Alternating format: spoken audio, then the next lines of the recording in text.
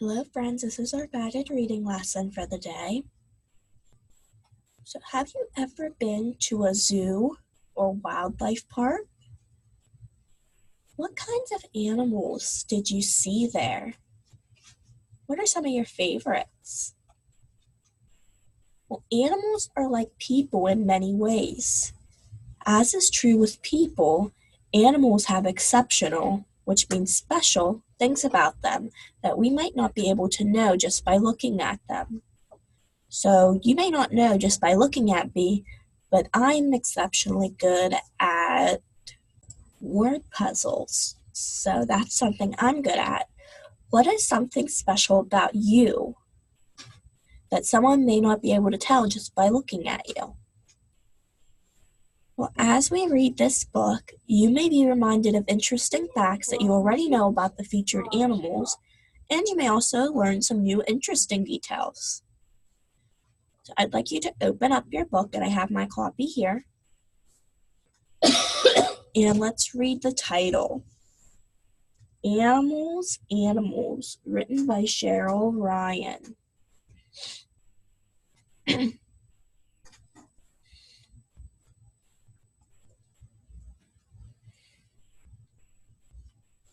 So, what do you see on the cover?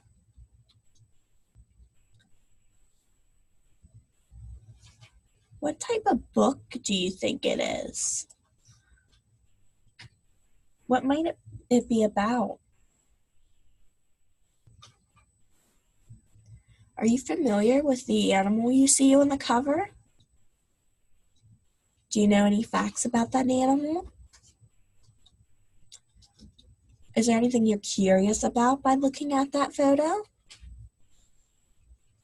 Well, good readers make connections between what they already know and new information they read in a book. So remember, you are more likely to understand what you are reading if you already know something about the topic. As you read, you should think about your experience with the topic to make connections to the new information in the book. So as I look at the back cover, which would be up here, it's upside down, this one, I noticed that there is a picture of a fox. I already know that foxes have fur and bushy tails. So I predict that the book is going to tell me where animals, such as the fox on this cover, live. I may learn other new information about this and some other animals, but the section on foxes may be easier for me to read because I can connect the new information with what I already know. As you read, I'd like you to use this and other reading strategies to help you. And the main idea, remember, that is the general topic of the book, or what we're talking about. And the details are the extra facts or descriptions that give us more information about the topic.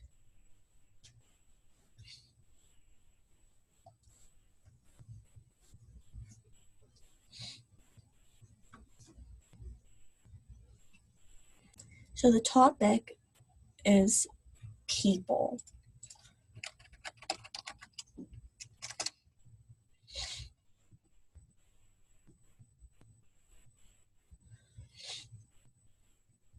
And that's my main idea.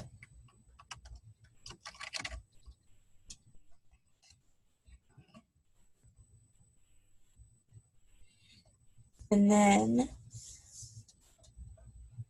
the detail I listed will help you to know a little bit more about me and would help you form a more complete picture of me in your mind if you were read the chart without looking at me. So why don't you add your name to this list and something special about you? After you read the book, you can make a similar chart that includes each animal and detail about them.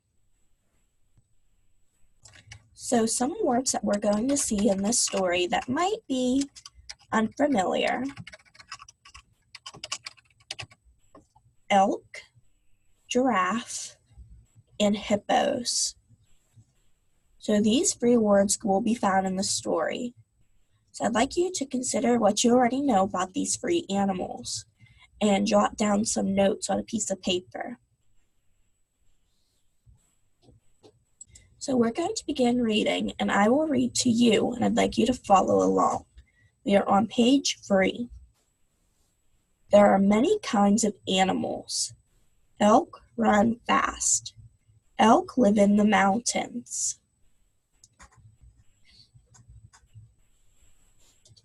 So think about what you knew about elk before I just read that. By considering what you already know about elk and then adding this information from the text, you can better understand the vocabulary word. So look at these photos on page 3 of the elk. Illustrations or photographs in a book can also be very helpful to better understand the meaning of a word. So let's try it with giraffes and hippos. Giraffes are tall. Giraffes have spots. Well, I knew that giraffes were tall and have spots, so that did not add any new knowledge, but it just confirmed what I had. And hippos. Hippos live near water, and hippos have almost no hair. Well, I knew they lived near water because I had seen a picture before of hippos and crocodiles together. But I didn't know they didn't have very much hair, so that's something new I learned today. Now I'd like you to go back to the beginning and read this book from beginning to end. I'd like you to stop after every couple of pages to think about what you already know about animals, like where they live and what they eat, and add on any new information that you find. Now that you have read the book from beginning to end, I'd like you to make a little chart kind of like what I had. And I would like you to have the topic be animals, and then we can have, let's say, elk, and then add a detail. And giraffes,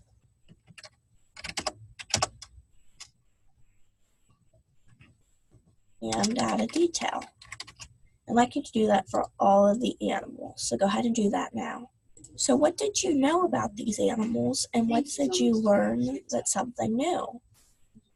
Did you use any knowledge that you had before to add to your new knowledge?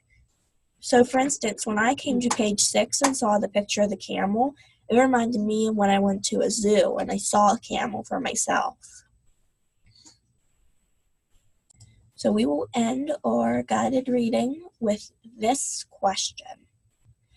In this book, you read about some of the many fascinating animals in our world. Like people, animals come in a wide variety of shapes, sizes, and colors. Each one is beautiful and special in its own way.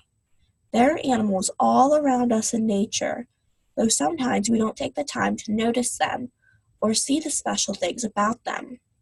The next time you are outside, find an insect or other animal in nature and really look at it.